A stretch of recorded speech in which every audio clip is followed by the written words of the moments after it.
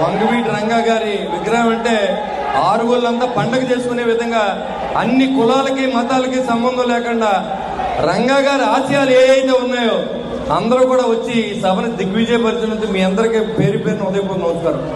ఆ రోజు ఆయన బలుగు బలహీన వర్గాల కోసం ఎన్నో పోరాటాలు చేసి సెంటర్ స్థాయి నుంచి ఎదిగి భారతదేశంలోనే ఆయన మరణాన్ని ఎవరో మర్చిపోని విధంగా మరి ఈ ప్రజలు గుర్తించిన విషయం మీకు తెలుసు. ఆయన నాకు ప్రాణ రక్షణ కల్పించండి అని నిరాదీక్షించిన సమయంలో కొంతమంది నాయకులు మరి అతన్ని ప్రభుత్వంతోనే చంపించిన సందర్భం మీ అందరికీ తెలుసు. అలాంటి నాయకుడు మనకు లేకపోవడం చాలామంది బడుగు బలహీన వర్గాలకి ఆశాజనకంగా లేకుండా చాలా ఇబ్బందులు పడుతున్న పరిస్థితి. అప్పుడు ఇవాళ పవన్ కళ్యాణ్ గారు వంగవీటి మోహన్ రంగా గారు చూసుకుని అందరూ కూడా ఇవాళ ఆయన ఆదరించారు పవన్ కళ్యాణ్ గారిని. ఎందుకంటే ఆ మరో పవన్ కళ్యాణ్ మరో వంగవీటి రంగాగా మరి ఇక్కడ జనం అందరూ కూడా ఆరాధించి మొన్న ఎలక్షన్లో మీ అందరూ గెలవడానికి కానీ మరి అందరూ కూడా మీరందరూ ఓట్లు వేయడానికి కానీ కారణం వంగవీటి మోహన్ రంగా గారు ఆ రోజు చేసిన భేదం.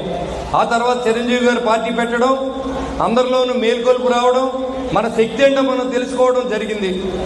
రంగా గారిని కనుక మరి ఆయనతో మేము ట్రావెల్ చేసిన వ్యక్తులం. ఆయన చెర్లూరుపేటలో జైల్లో ఉన్నప్పుడు దాదాపుగా విజయవాడ నుంచి 100 బుల్లెట్లతో ఆయన ఎస్కాట్ చేసి తీసుకెళ్ళాం.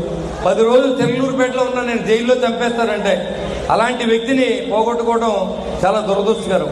మరి ఆయన పోయి 40 సంవత్సరాలు 4 దశాబ్దాలు అయినా అవుతుంది దగ్గరగా.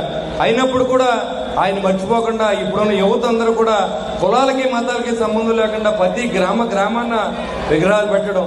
భారతదేశ చరిత్రలో అంబేద్కర్ గారి తర్వాత అన్ని విగ్రహాలు ఉన్న వ్యక్తి ఒక సామాన్య వ్యక్తి ఒక వంగవీటి మోహన్ రంగా గారికి చెప్పడం అత్యంత. మరి అలాంటి వ్యక్తి విగ్రహావిష్కరణ చేసే అవకాశం నాకు అన్నగారు లాంటి వ్యక్తి. ఎందుకంటే ఆయనతో మాకు కొంత తోటగోపి నేను కూడా ఎక్కువ ఆయనతోని